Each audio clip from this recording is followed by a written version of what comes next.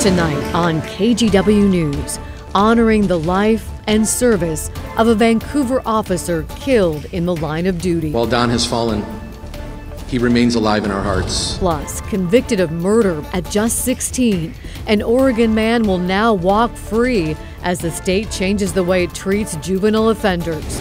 And the battle for control in local school districts takes center stage at the state capitol. The bill, some say, would protect public education, while others... The purpose, the why behind this bill is about power and control. Then later, one of the most beloved Blazers is leaving Rip City. Good evening on this Tuesday. We begin with a tribute stretching for miles.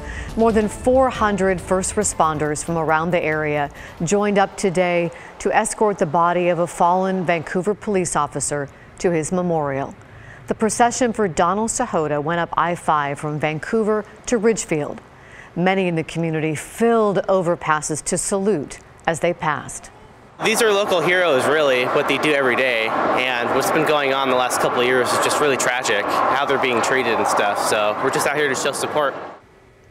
Sahoda was mistakenly shot and killed by a Clark County Sheriff's deputy as he tried to stop a robbery suspect that had fled to Sahoda's home. During the service this afternoon, Sahoda's family, friends, and colleagues shared their memories of the man and officer. Galen Etlin takes us inside the memorial. The sound of bagpipes and drums filled the A Ballroom Tuesday. Then, a prayer. Help us to be for one another what we need to be in this time. Hundreds paid respects for fallen Vancouver officer Donald Sahoda. While Don has fallen, he remains alive in our hearts. I am truly devastated by the loss of Don. From the police chief to Sahoda's former police partner. This job is a calling. We feel it's what we were meant to do.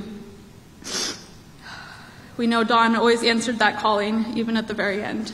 His friends and colleagues described a man dedicated to service. Anyone that knew Don well understood that he was a selfless man. And his children, who did not wish to be on camera, shared the light he brought to others.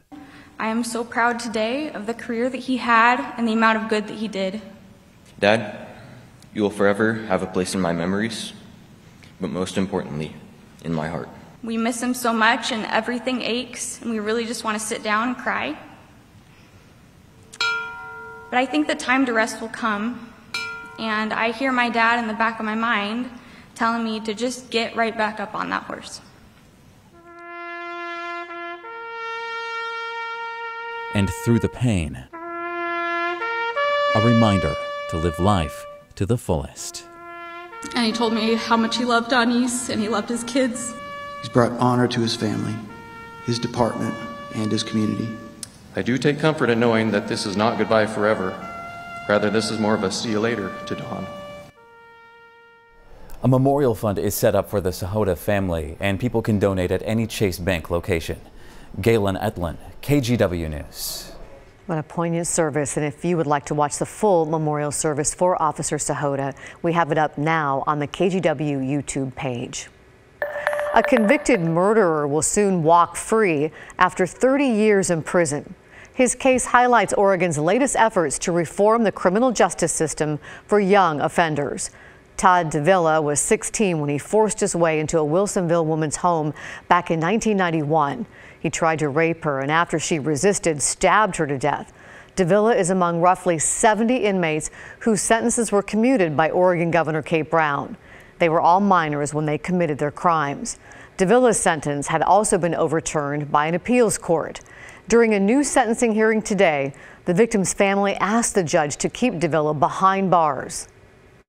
When I hear about Todd Davila's rights, I think about, where are Lisa's rights here? Where's her right to life? Where are our rights as a family to have her with us? But the judge decided to allow Davila to be released. He'll be on supervised probation for the rest of his life. The federal government could pump more money into area restaurants struggling because of COVID. Last spring, the Restaurant Revitalization Fund provided $30 billion for owners across the country. Now lawmakers are trying to replenish it. Within just 6 weeks of the program opening last year, more than 300,000 restaurant owners submitted applications for help. Disappointing news for Blazers fans. The team confirmed tonight they have traded starting guard CJ McCollum to the New Orleans Pelicans. Catherine Cook talked with fans before tonight's game and takes a look back at CJ's time in Portland. CJ McCollum played a lot of great basketball, but his role in Portland did not end on the court. CJ embraced his community, and he did a lot to make it better. My friend texted me and said, CJ's gone. It's all they could talk about outside Moda Center. No one can replace CJ McCollum. Number 3, the guard from Lehigh, traded to New Orleans. Sure, the Blazers were about to play a game, but what mattered on this night is that CJ McCollum wouldn't be there. We'll miss him. He was a great character guy. He was a great teammate, and we won a lot of big games because of CJ. It was bigger than just basketball for us, you know, so yeah, we're going to miss him. For CJ, it seemed being a Blazer was also bigger than basketball. It was about community and giving back. There was his work with the Boys and Girls Club, through which he opened 2 CJ McCollum Dream Centers, places where kids can access computers, books, and art. I want to be known for more than just being a basketball player. I want to take advantage of the platform I have, and I think this is a step in the right direction. A journalism major, McCollum started CJ's Press Pass at what's now McDaniel High School, where he mentored students in the journalism club. Just a man behind the scenes who's wearing pink, that's all. He was also an ambassador for the Real Men Wear Pink campaign in the fight against breast cancer. And then there's his love for Oregon wine. CJ and his wife bought vineyard property in Yamhill County. That's after he launched his own wine brand, McCollum Heritage 91.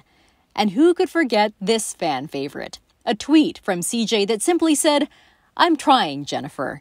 It was his response to a fan who'd criticized him for not winning a playoff game in 2018. The tweet went viral. And the next season, always the class act, CJ met that Jennifer courtside before a game. McCollum thanked Jennifer and said, "Appreciate you." We appreciate you too, CJ. Thanks for everything. In North Portland, Catherine Cook, KGW News. He will be remembered as a great player and a great member of our community. Yes, thank you, CJ.